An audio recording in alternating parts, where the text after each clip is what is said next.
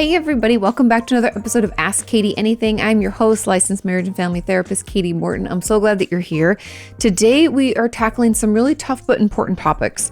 We're going to talk about the lasting effects of childhood trauma, feeling stuck and hopeless in recovery. We're also going to talk about rebuilding trust in ourselves and in others, grief, self-harm, how trauma can shape our relationships in unexpected ways. And overall, this is like a heavier episode, so take care as you listen. If you're super triggered, maybe we wait until next week. There's a lot of childhood sexual abuse, trauma, and things like that in today's episode. But my hope is that you walk away from today's episode feeling seen, heard, understood, and being reminded that healing is possible. Okay, without further ado, let's jump into question number 1. This question says, "Hey, Kati, I've experienced multiple traumas throughout my life, starting in childhood and continuing into my 20s. Examples are corporal punishment from a very young age, like spanking, hitting, kicking, emotional abuse and neglect, sibling physical abuse, like ass grabbing, poking, occasional attempts to sort of strangle me. Physical bullying at the age of 5 and 8, borderline sexual abuse from boyfriends, and the list of sort of bad things that happen to me feels endless.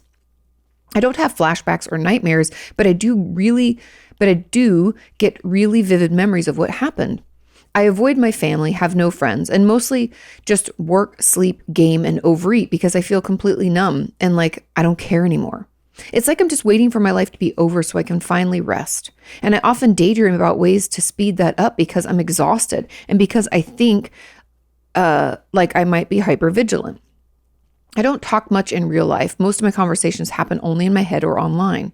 Sometimes I even forget that I have the ability to talk. My apartment and my body feel filthy and neglected, and I can't seem to take care of myself at all. More than anything, I feel like I'm not even human anymore.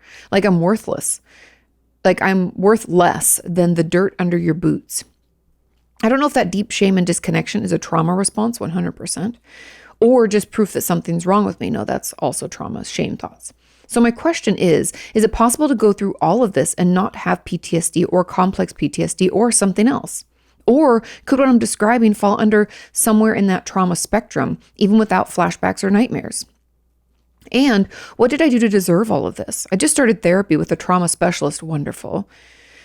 But I lost faith in people a long time ago. How can I learn to trust again? I'm basically afraid of everyone, even you. I already imagine you would be disgusted too if you saw me in real life. No, it's never going to be the case.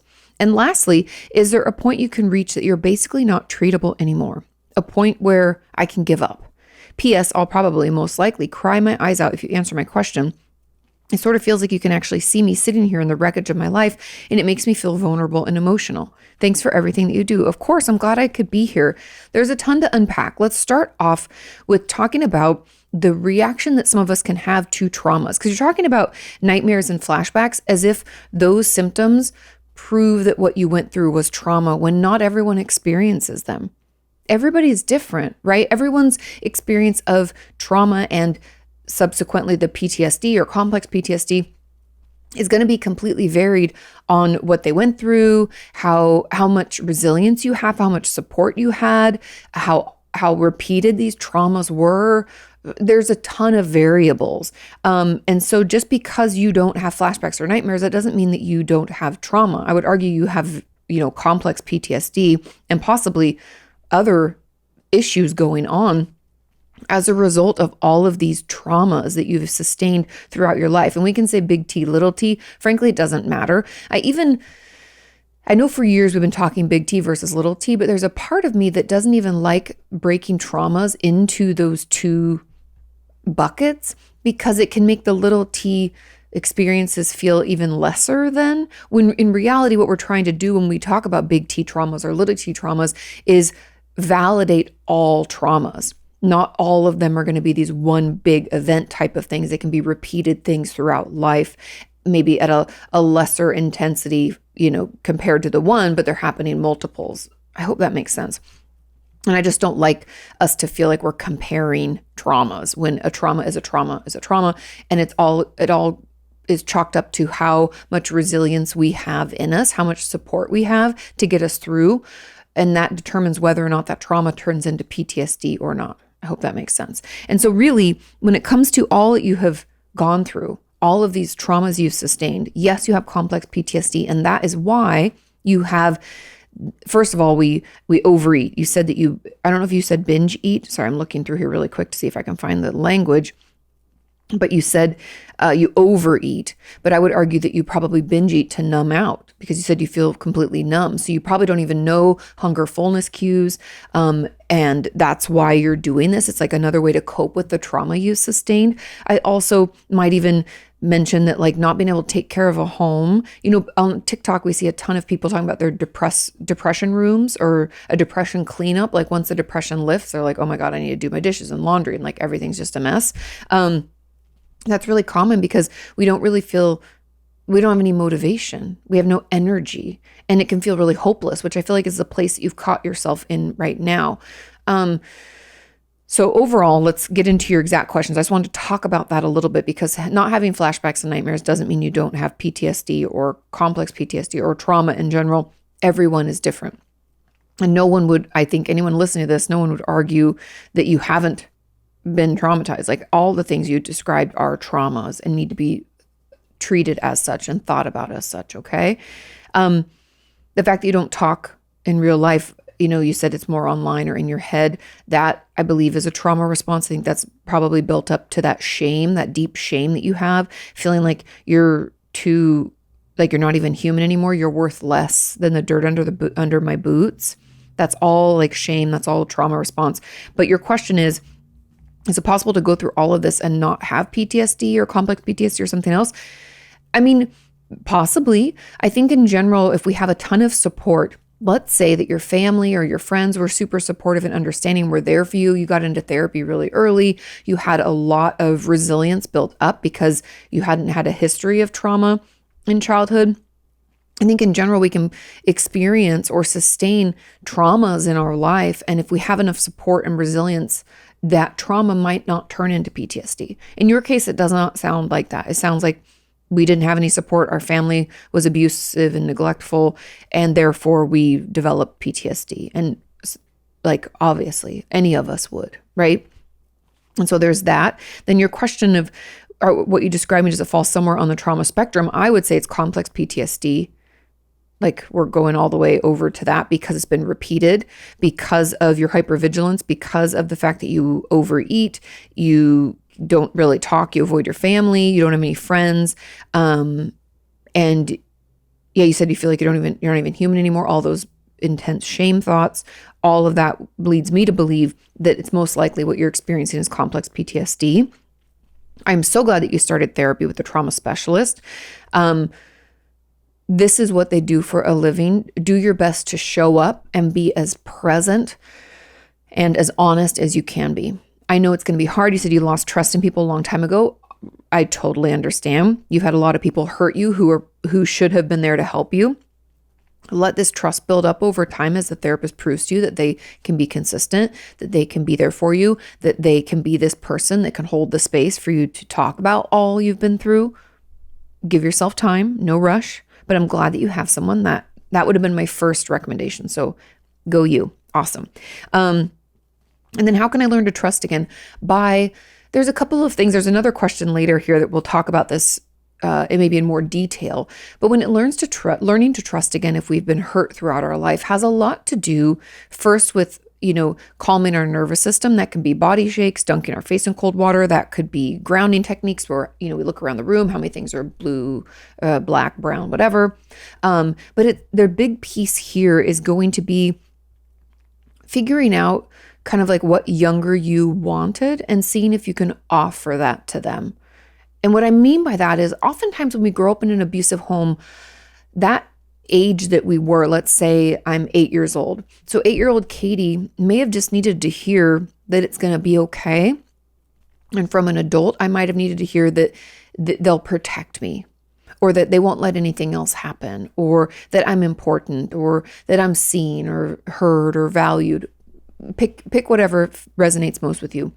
I might have needed to hear that when I was 8 years old. And so as an adult, part of the reparenting that you'll do in therapy is you, as adult you, looking back on like a photo or just a memory of you at 8 years old and saying to that 8-year-old you, I see you, I hear you, you're valued, You're important. I won't let anything bad happen to you.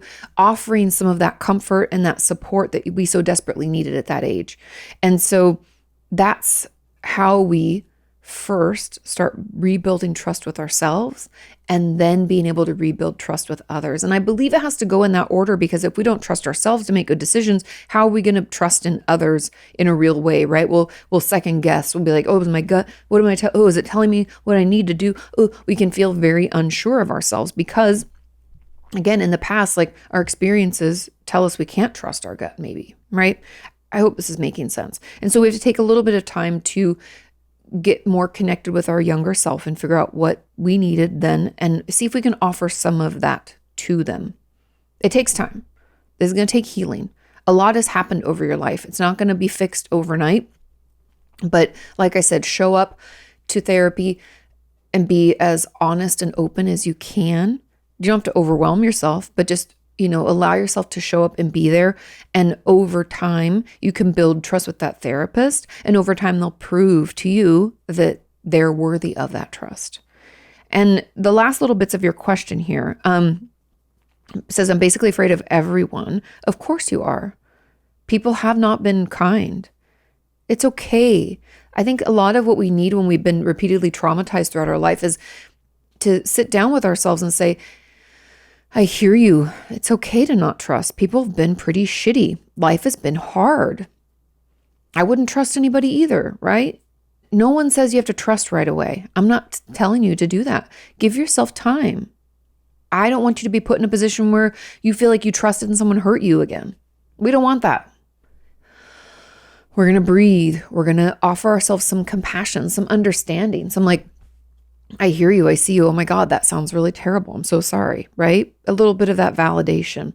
And then lastly, you said, is there a point where you can reach where you're basically not treatable anymore? No, I don't believe in that. I believe there's just different levels to treatment that we might need at different times. Everything from outpatient therapy, where we go for 1 hour a week and then, we do our thing and then we go the next week and that kind of stuff, to twice a week, to an inpatient where we live somewhere, or maybe a day treatment where we go for 4 or 5 hours a day. There's also hospitalization. There's tons of different types of treatment, whether it's medication, we do like ketamine or ECT, electroconvulsive therapy. There's a ton of different treatment modalities, EMDR, somatic experiencing. And I'm saying different modalities. I know that's not levels, but there's all of those things to try before I would even entertain the thought that we might not be treatable, because there's so many options. And I know that can feel overwhelming, and we're like, I don't want to do this for forever, Katie. This feels terrible.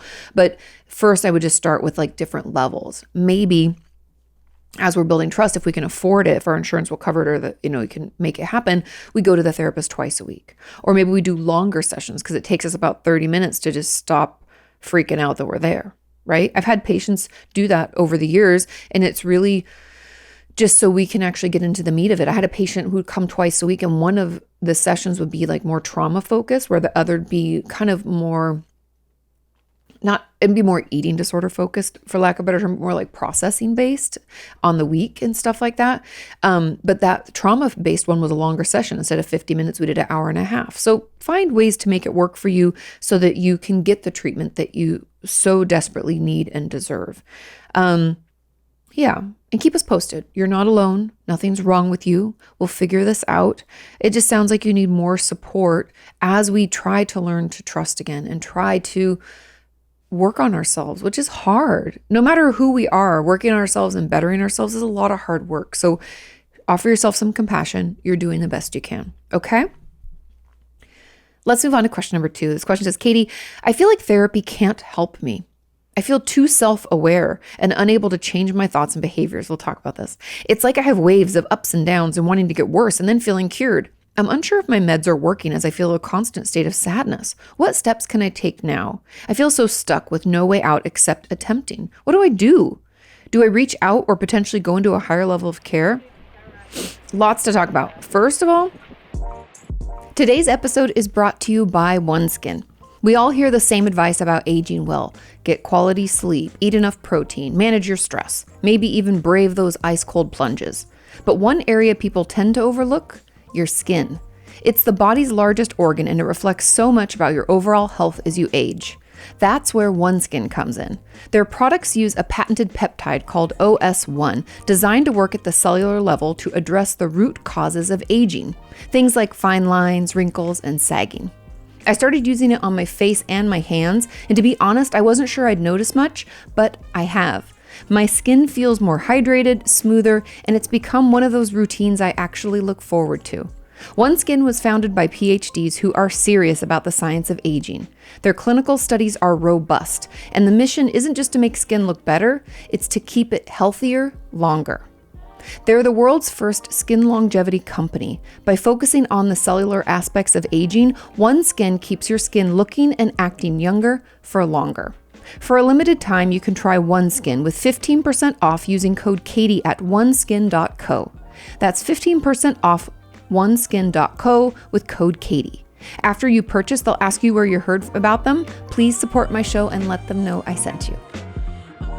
Lots to talk about. First of all, if we feel too self-aware and unable to change our thoughts and behaviors, we are not feeling anything. We're only thinking about things. I am also that person. I love to intellectualize. I love to understand things, see it from different perspectives. But understanding, thinking, seeing is not feeling. And so we remain stuck.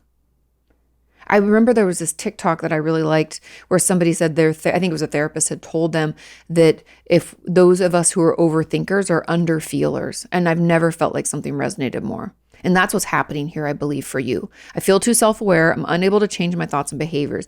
You know better, but you're not doing better because you're not feeling. And so that's why we have these ups and downs, because I have a feeling we're doing a lot of this, a lot of stuffing, a lot of shoving the emotions that we are feeling down in. And when we're pushing them down, we're like trying to make sense of them. Oh, you know what I think I'm feeling is kind of sadness. And the sadness would make sense because, that happened to me and that was kind of sad. No feeling is taking place. We're just thinking about it. We're just intellectualizing it. That would make sense. Yeah, I do this. I'm speaking from personal experience that I do this because feeling is vulnerable. Experiencing emotions can make us feel weak. That's how I've always felt. Okay. I'm not putting words in your mouth. I'm just speaking personally. For a long time in my life, I thought it made me weak. I thought it made me out of control. I thought that it made me too vulnerable, then people could hurt me, right? And so I would stuff it down, I'd intellectualize, I'd quote unquote make sense of it so I could file it away neatly in some category. But that doesn't actually help me feel better. That doesn't make my behaviors change and make me become a better person. Especially I'm so empathic and such a feeler that it was like I was trying to almost ignore a whole part of myself. And it wasn't until I allowed myself to feel those things, to cry when I needed to get angry when I felt it, did I start to be able to change how I acted in my life. And it's small, but I do journal and I do recognize, I try to take time to acknowledge those small changes. So that's my hypothesis for you, okay?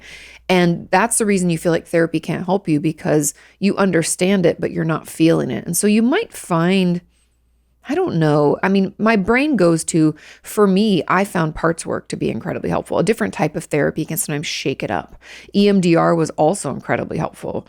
Somatic experiencing could be beneficial because it's moving it through your body. So it's a little bit different. Get it out of your head, get it into your body, right? I might encourage you to try something different, because I feel like I hit a roadblock in my own therapy because just basic talk therapy wasn't working. That doesn't mean therapy is not going to work for us. It means essentially I have too many walls up or protectors in place that I'm not even allowing the therapy to penetrate, for lack of a better term. And so that might be your case too. And the waves of ups and downs is because we're stuffing. And then, when we've got it really stuffed down and we're like, I am functioning at the highest of my capability, we feel good. And then whoosh, the emotions come and we're like, oh my God, I feel terrible. And so that's really my encouragement for next steps, is honestly to find a different type of therapy. And if your, suicidal ideation is really intense, please get more intensive support. That might mean that you go into a higher level of care for a while. There's nothing wrong with that. We don't want you to, in this kind of up and down as we try to figure out how we feel and navigate that, I don't want you to potentially attempt again or harm yourself, because this is a temporary experience. We just have to figure out how to allow for those feelings to be felt without you feeling like you're losing control or that you're too vulnerable, right? It's like same with me. It's like mitigating the reason that we stuff it down in the first place. So get more support if you need it. I don't want the suicidal ideations to get any worse. They can create a safety plan. I have a video about creating a safety plan. You can probably look up safety plan, Kati Morton. You might have to search for it directly because it mentions suicide. And so they suppress all that stuff. So frustrating. But those would be my next steps for you, as well as finding a different type of therapy potentially that can help you better, I don't know, like unsuppress your emotions, start actually experiencing them versus just understanding them. Okay. Moving on to question number 3. This question says, hi, Kati. This question has been on my mind a lot lately, and I'd really value your opinion on it. One of my biggest challenges nowadays is staying connected in the moment when a deep core attachment wound is touched. Woo, yes. At those times, it feels like a vulnerable part of me is flooded with sadness, grief, and fear due to perceived rejection or abandonment, while another part reacts with anger to protect it. The mix of these emotions often makes connection feel impossible without distancing myself, both physically and emotionally, sometimes for hours or even days. How can I stay connected to myself and to others in my close relationships when all these emotions hit so strongly at once? Thank you so much for all your help. Of course, there's a couple of things here. First of all, you're not alone.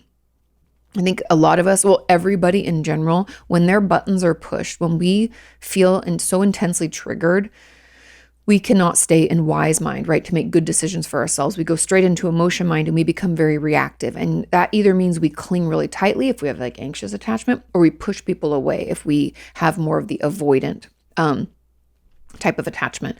And so this pushing away is to protect, right? Just like the clinging, it's all protection. And so my first piece of advice is to find a way to regulate your nervous system. When any of us feel dysregulated, I felt dysregulated last week. It was incredibly stressful, lots of work stuff. And I did a shakeout and I got in the shower. I was like, I got to fucking shower. I need to just, right? Reset. It didn't make me feel 100% better, but it probably lowered my like overwhelm by, I don't know, 15, 20%. That's a huge improvement to me. It stopped me from feeling like I was going to cry all the time and got me more into my body, and I was less reactive, right? All the things that I'm trying to do better. So we had to find a way to calm your nervous system down. Do you need to do a full body shake? Do you need to take a shower? Maybe dunk your face in cold water? I know I talk about these things all the time, but it's because they're so vitally important. If you feel completely overwhelmed, a change of temperature is great. So like cold wash rag on your face or on your neck, on your wrists, on your temples, try to cool our body down. That can be, or if you're in the shower, turn the water to cold for a second, make your body go, that diving reflex triggers our vagus nerve, helps us feel better. Magic. So calm our nervous system down, okay? Then here are going to be some of the ways that we can manage so that we don't push away, so we don't harm a connection, okay? In your own work, in your own time, we're going to have to start journaling, okay? Period. It doesn't matter. It doesn't need to be spelled correctly. It doesn't need to make sense. It doesn't have to be legible. I just want you to get some of this stuff out, because there's 2 things that I want you to consider. I want you to try to name that part. You said that's like a protector part kind of shows up. And so vulnerable you is flooded with sadness and grief, but then, you know, these other parts come in with anger to protect it. Name that part.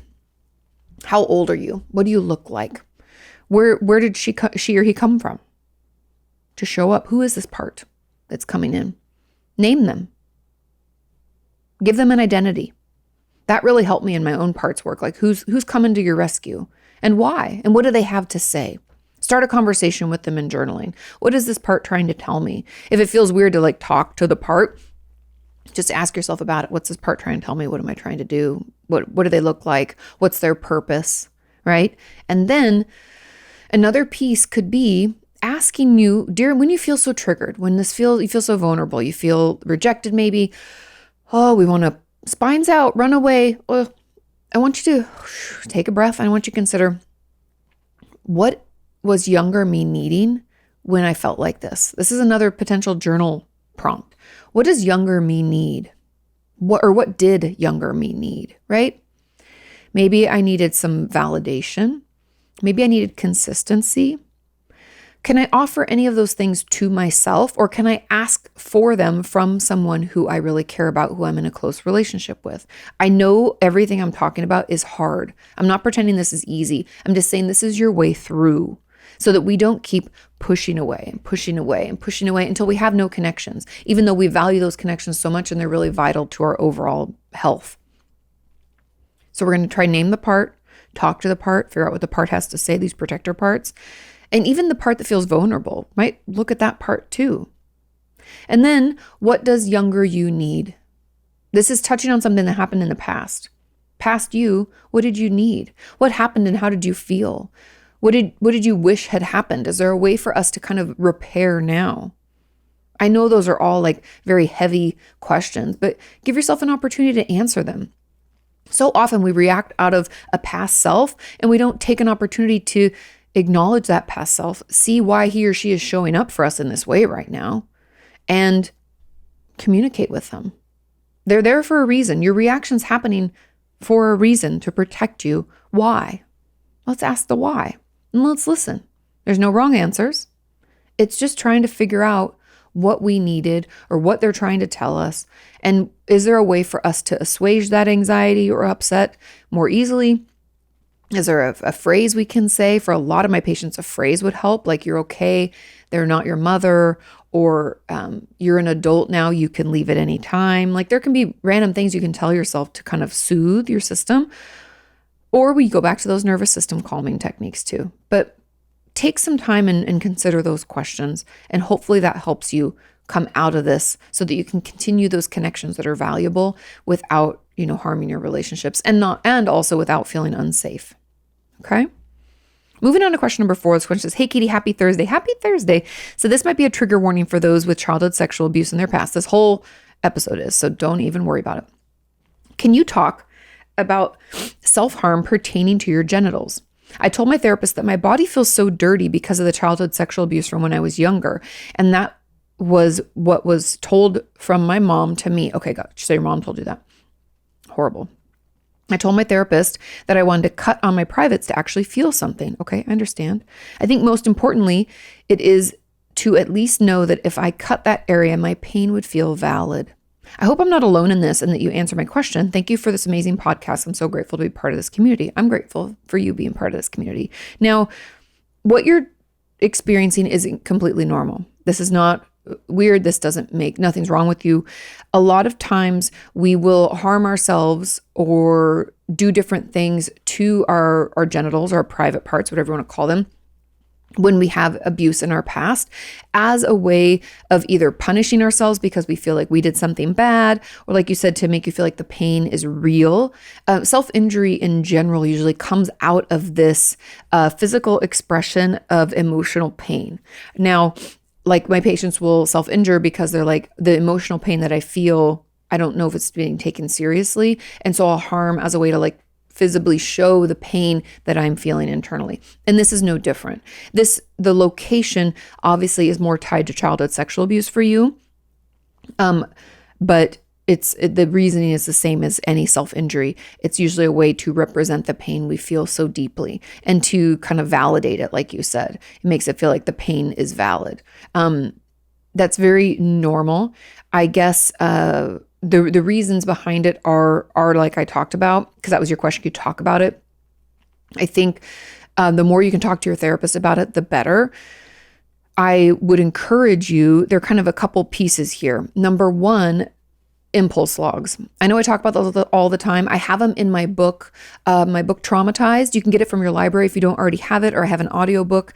But I have an impulse log in there where I talk exactly about how to use it, where you do the date and the time, because we want to see if there's patterns of days and time. What are the emotions that you're trying to express through your self-injury? Maybe it's pain, upset. What kind of upset we can do our best to use the feelings wheel and identify, are we feeling, sadness? Are we feeling anger? Are we feeling frustrated? Are we feeling isolated? Like, I don't know how you're feeling. I'm not trying to put words in your mouth, but do your best you can start in the middle of the feelings wheel with like anger, sadness, kind of like the primary emotions, and you can move outwards to more nuanced as you're able. But try to identify what you're feeling and what you're trying to express through this self-injury. And then I want you to consider what you could do instead. So if we're feeling isolated or disconnected, could we reach out to our therapist, a friend of ours, a family member that is loving and supportive? Maybe reach out in our community, right? We also have a Discord on my Patreon account, and go to patreon.com/Kati Morton and join there. A lot of different ways to get connected, right? And so that kind of gives us an idea of what we're needing and what we're trying to express through the self-injury. And then usually I have people like wait 30 minutes, maybe you reach out to somebody else, and then I give you full permission to do it. But the impulse log is the goal of it is to slow down the process of us self-injuring. And I think it's on page 93 of my book, Traumatized. Anyway, you can find it in there. And you can utilize it. That could be really helpful. But the last piece, so that was one. The other piece is the Courage to Heal workbook. Talk to your therapist about it. You both should have copies and you should work your way through it. Whenever we have childhood sexual abuse, I have yet to find another workbook that is as good as the Courage to Heal workbook. There's a ton of different versions. Get the cheapest one. You don't need new versions. I understand they want to make money and they made a great thing, so good for them. But whatever version's the cheapest on Amazon, I'd pick it up. And do this with your therapist. Do not do this on your own. It's too intense. It's too much. And we need to go at a pace that feels okay, where we're okay and we're safe. And that will help you heal, because we can pull ourselves out of this. But it serves a purpose for you right now. So the urges are going to be there. We just have to be honest with ourselves and try using those impulse logs. Try distracting. Like I've said in the past, distract like a motherfucker. I don't care what you got to do. Go for a walk, organize your closet. It's probably still nice out, so getting outside is a good way. Leave your tools or anything you'd use to self-injure at home.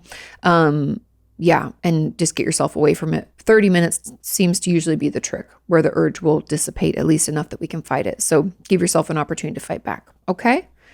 I hope that helps. Keep us posted. Moving on to question number 5. This question says, Kati, can you talk about pet grief? Oof. I lost my cat last year and it's been the hardest loss I've experienced. I'm so sorry. The way he died was traumatizing. The memories I have with him seem so distant, like I can't remember happy times. This loss is so deep. How can I move on? I am so sorry. Grief is grief is grief. We talk about it as if it has to be the loss of a human and that it actually even has to be death. And grief can happen in a lot of ways. But in your particular case, pet grief. Today's episode is sponsored by Liquid IV. Fall always sneaks up on me. One week I'm poolside and the next I'm back in early meetings, new routines, and trying to re-find my focus. I used to feel wiped by mid-afternoon, but lately I've been keeping Liquid IV's new Energy Multiplier Sugar-Free Hydrating Energy in my bag. I tear, pour, stir into 16 ounces of water, and it gives me a steady lift without the jitters or crash. It's scientifically formulated to support physical energy, hydration, focus, mood, and even social stamina. With natural caffeine plus electrolytes, 0 sugar, 3 times the electrolytes of the leading sports drink, and 9 essential vitamins, one stick in 16 ounces of water hydrates better than water alone, powered by Live Hydroscience, an optimized mix of electrolytes, vitamins, and clinically tested nutrients. It's non-GMO, vegan, gluten-free, dairy-free, and soy-free. It comes in 2 mouth-watering flavors, sugar-free strawberry kiwi, and my personal favorite, blackberry lemonade. Perfect in a gym bag, work lunch, or carry-on. Get focused. Ditch the glitch with 0 sugar and 0 crash. Tear, pour, live more. Go to liquidiv.com and get 20% off of your first order with code Kati at checkout. That's 20% off of your first order with code Kati at liquidiv.com. I am so sorry.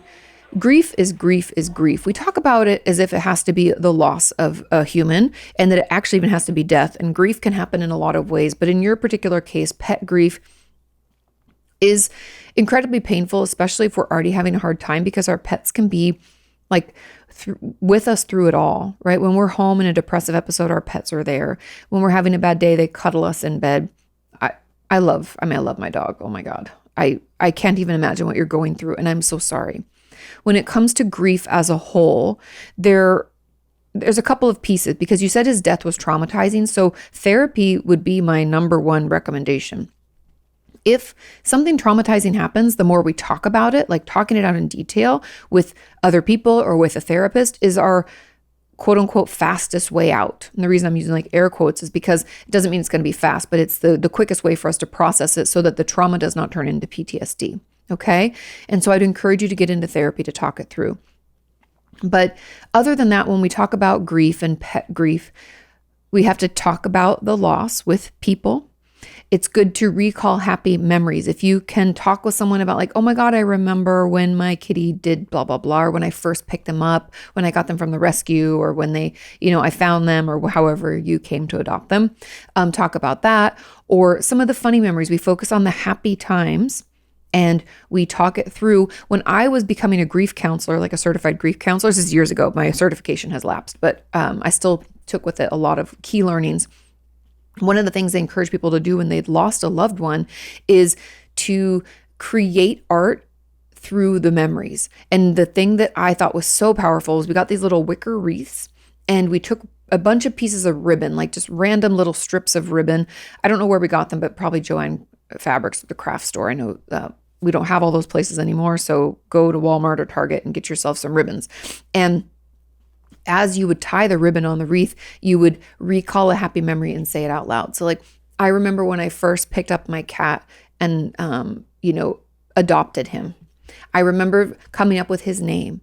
I remember how much he really loved those little things that go around the milk cartons. I'm just making up things, or my hair ties and chasing hair ties. I don't know. Every time we have a happy memory, we tie it onto this wreath and then we hang it up. And it's like a good way to, it's like memorializing, but it's also just a way for us to talk about the good times and to have something that represents all of that love, because it's so easy to get caught in the depression piece of grieving where it's all negative, it's all bad, it's all about the loss and the death and the trauma that we sustained then, and it doesn't acknowledge all the good times.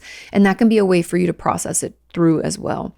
But I would really, really encourage you to get into therapy to talk about it and to process this, because grief that goes unprocessed can manifest as depression or anxiety. And that might be what you're experiencing now, because it's been, you said, I think a year.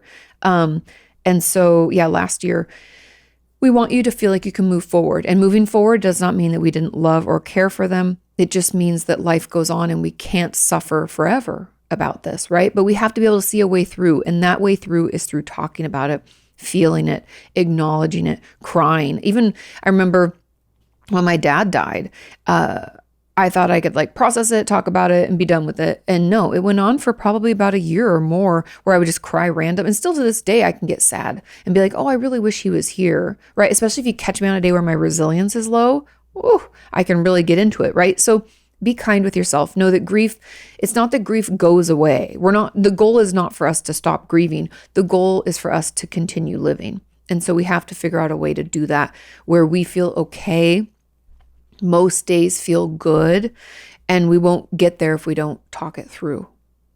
Okay? I know it sucks to cry and to feel the grief, but we have to let ourselves do it, and we have to do it in a productive way, and that's why we want to get into therapy. Okay? Moving on to question number 6. This question says, kinks related to trauma, ? Someone told me kinks can form from associations at certain times in our life. The more I heal, the more even, quote, unquote, healthy kinks repel me. I praise women. I'm a lesbian. I get limerence, anxiety, and anxious attachment. Not sure if you know anything on the topic. Thanks. You got me through very difficult times. Your voice and input is so soothing. Oh, wonderful. I'm so glad. I'm glad I could be there. Now, kinks related to trauma, let's talk about it. Kinks in general are very normal. Everybody has their things that turn them on that might not turn on someone else. Sexuality is I feel like we need to be very accepting as long as it's consensual and no one's being hurt, right? So kinks in general, fine. However, when the kinks tend to be let's talk about like S&M practices, like it's like harming someone in a controlled environment. Usually there are safe words, putting someone down, having someone be like in control over you, you wanting to be the submissive, right? That certain types of kinks, I feel almost always connect to trauma, because of the like, if you want someone to shit talk you during a sexual encounter, that could mean that you were shit talked to as a kid. That could mean that you're shit talked to at work. It's just another way for you to kind of like play it out. And that's not always the case in general. Like, so I did some research because this question was interesting to me, because I've always thought, yes, any kind of harmful berating, belittling type, being peed on, any kind of kink that kind of puts you down, I've always believed comes from a place of trauma, because it's almost like we're giving ourselves another opportunity to like play it out, or another way to like process it, or maybe to take control over it, right? There's a lot of things we could connect there, but the link is really unsubstantiated. There isn't a ton of research on it, to be honest, and a lot of it is the number of people that end in the study is very low. So there's not a substantiated link between a kink and trauma, but some kink identified people who happen to be survivors of trauma may engage in certain behaviors or trauma play, things that like almost they replay their trauma experience, and they'll do that to heal from, or to cope with, or even like transform the childhood abuse or adolescent maltreatment. And so it's like we giving ourselves another opportunity to play it out. Another opportunity to play it out, hoping that it would be different this time. It's almost in the same way that we find ourselves in the same types of relationships over and over again. I connect that in the same way I'd connect these kinks when it comes to trauma. We're trying to give our body and brain another experience, hoping that this time it would come out differently. However, in general, I think some kinks, like people, I don't know, liking certain play and sex, liking to wear the other person's underwear or different things. I don't know. There's a ton of things, liking feet or whatever. I think some of that's just people's interests, and everybody's different. I wouldn't necessarily correlate it directly, but again, the therapist in me just has a tough time moving past anything that's like belittling, demeaning. That usually, from my experience with my patients and members of our community, that is usually tied to trauma in some way, feeling lesser than, and trying to give ourselves another opportunity to transform that experience. And so that's really all I know about it. When it comes to the limerence and anxious attachment, limerence is almost always connected with attachment. And I would argue that usually does come out of trauma when we have intense attachment issues, that because neglect is trauma, is abuse, right? And so our urge to pull people closer, to hold them close, or to feel obsessed with someone else usually comes from us feeling like we lack a attachment figure in our life. So that means that like maybe our mother or father, grandma, whoever was our caregiver didn't show up in the way that we needed. And so we're looking out into the world for someone to fill that void. So we'll do that type of behavior too. So you could think of that as almost like a trauma connection to behavior, or, things like that.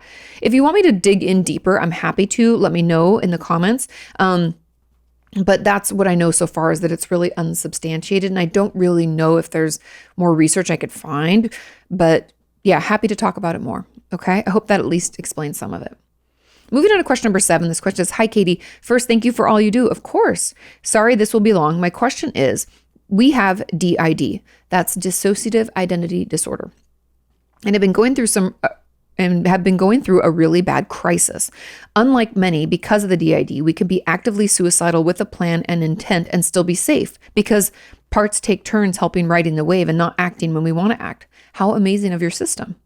We have been failed by plenty of therapists. That's terrible. And also have had therapists not protect us when wanting to end it, and leaving all the responsibility to take ourselves to the hospital on our shoulders. That is very unethical.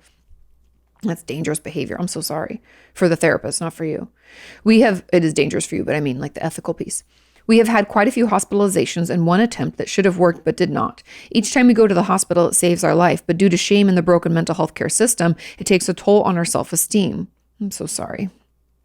Then, when we get suicidal again, it gets harder each time to do the right thing and save our life. This time around, we really want to end it. We've been battling active ideation for 2 weeks straight. The hardest part is that while in such a dark place, we function great. Unless we're open and honest about how bad we feel, no one will ever know. We have been, but more and more we want to give up and act. My question is, what do you think we should do? Go to the hospital?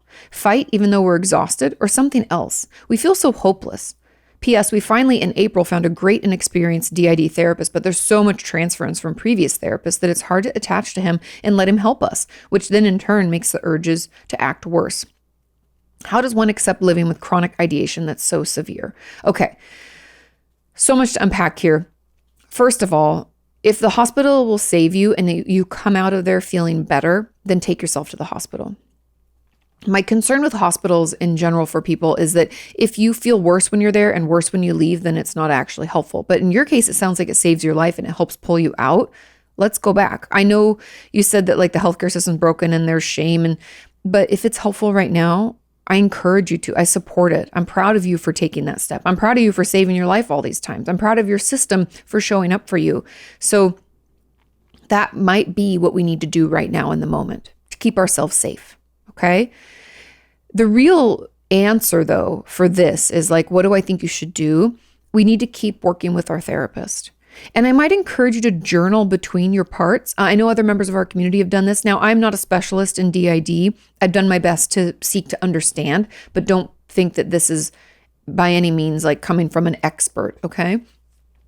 When we have a bunch of different parts, oftentimes we won't understand why one is acting one way, or maybe we don't have great communication between the parts. Maybe you do. I'm not judging. I'm just saying that usually an increase in communication can be incredibly helpful, and journaling can help with that. It can be really great for you to start writing things out from maybe one part. I don't know if you have different names for your different, the different pieces of yourself. If you call them alters, it's kind of up to you. Everybody has different terms they use, but for these different parts of yourself, or these different alters, do you have names and personalities? Maybe we can start talking amongst each other to help them better communicate and feel like they're part of the same system. It seems like they work really well together, which is beautiful, but improving that is what actually we find, at least in my experience with members of my community and my patients, is that can help us manage the suicidal ideation better. Because my guess is, I'm hypothesizing here, that there is one